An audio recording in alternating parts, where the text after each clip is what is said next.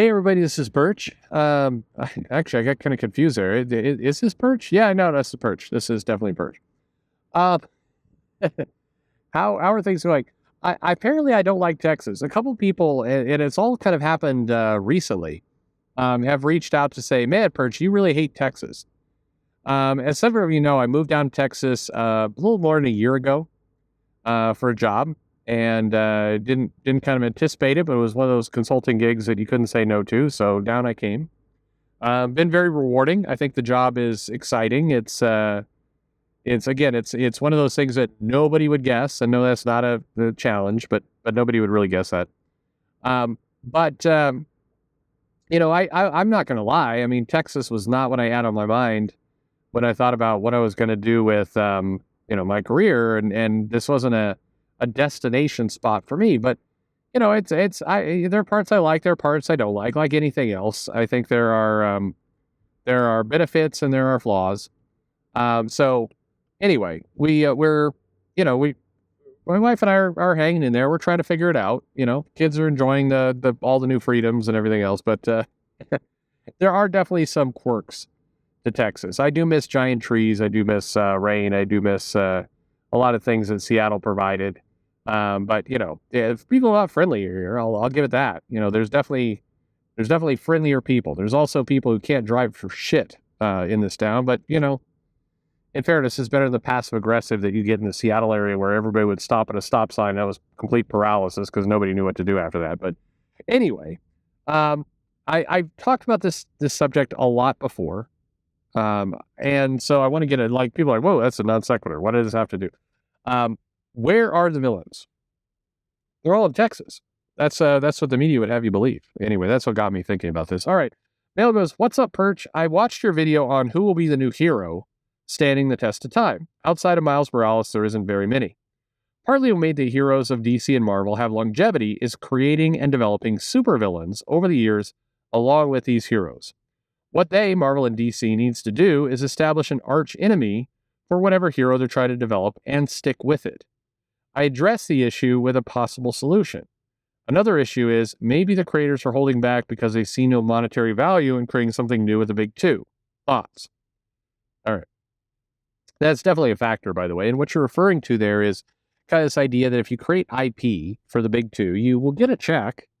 It's just not a very good check. And if you feel like you have a really good killer idea, there's now a lot of options for you as a creator. In many ways, the ability to make a comic, which like Texas, is lots of freedom everywhere. It's easy to create a comic.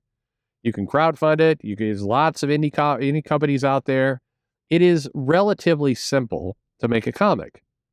I mentioned this once before. People are like, oh yeah, then how come comic companies drove Zach out of being able to publish a comic? Well, except they didn't. I mean, they tried, but he still got his comic out there, and he crowdfunded and actually made way more money than he would have made in the path he was on. Now, I have no idea. You'd have to ask him.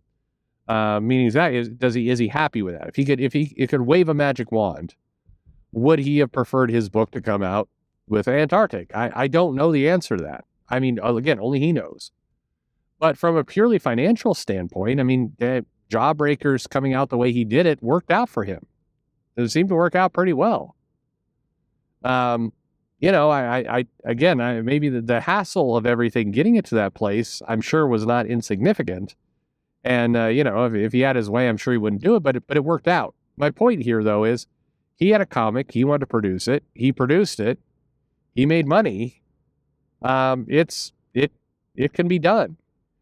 Because it's so easy to make a comic, I do believe that you have creators who, either have a great idea or believe they have a great idea, often more the second one, who don't bother at Marvel or DC because they just want to keep the money for themselves.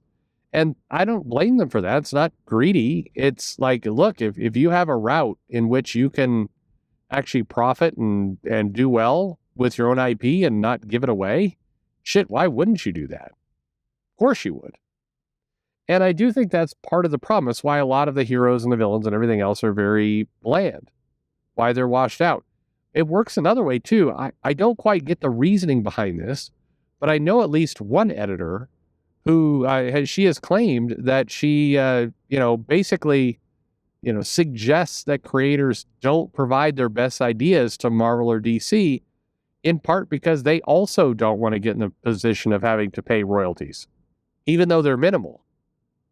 So it's like, she described it as it's a win-win. I kind of say, don't bring your best ideas here. And, if the creator uses their ideas, they're thankful to me because they get all the money of, putting it out in Image or wherever they go. And, we as a corporation don't have to pay royalties. And so everybody wins. It's like, that's a warped way of viewing it. I think everybody loses in that scenario, most particularly Marvel, the company you in theory work for.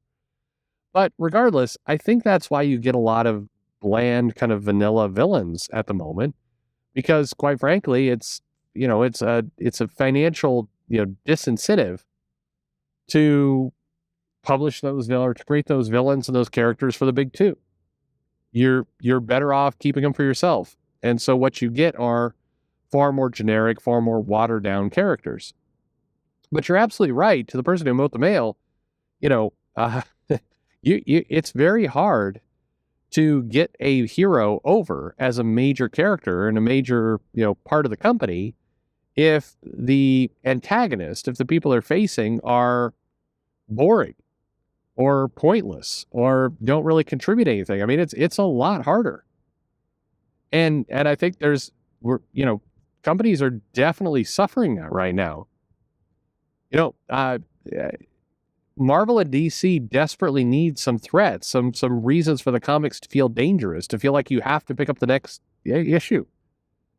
But, when the villains are deprioritized, when, there's an obsession of writers to make the villains seem more three-dimensional by giving them kind of tragic backstories or a reason why they're actually good, or kind of the lack of creativity of you just make this villain as generic as like, oh, this character is racist. This character hates mutants. Why do they hate mutants? I don't know. Because they do. This Fee Long character is going to be a major part of Fall of the Mutants and ultimately will be an Iron Man as well. Is like, it's an alien-looking character, different color skin, kind of, pink, reddish skin. What is he? He is a businessman, and he hates mutants. Evil. That's it. I've read several comics now from Jerry Duggan. What is this character?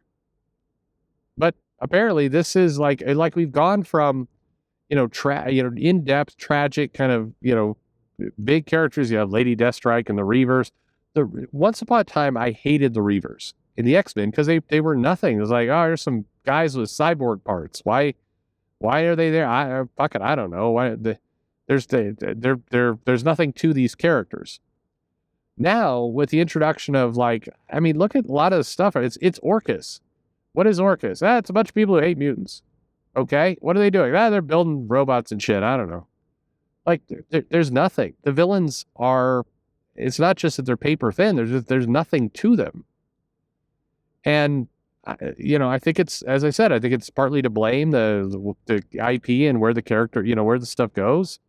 I mean, in a weird way, the person who would benefit comics the most, the person that comics needs right now, is somebody who is fairly independently wealthy or has a rich spouse who is able to come in and just say, fuck it, I don't care if I am giving away all these ideas. I don't care if Marvel/Disney makes $1 billion off of this comic I'm about to give them, and I only make 10 grand. It's worth it because I'm generating IP that, will leave a mark. And other writers can come in and use, and all around. Like, where's that person?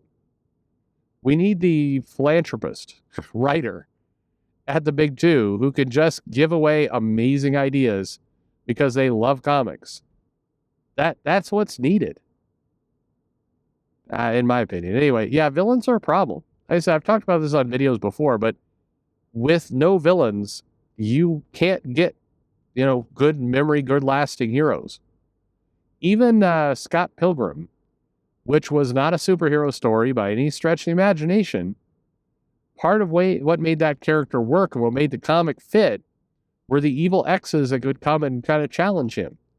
That was, if you took that element completely out, you just had awkward Scott Pilgrim trying to bone Ramona, would anybody have cared? The comic wouldn't have gone anywhere. It needed the antagonist. It needed the villains, and in many cases, quirky villains. And by the way, I'll leave you with this haunting thought.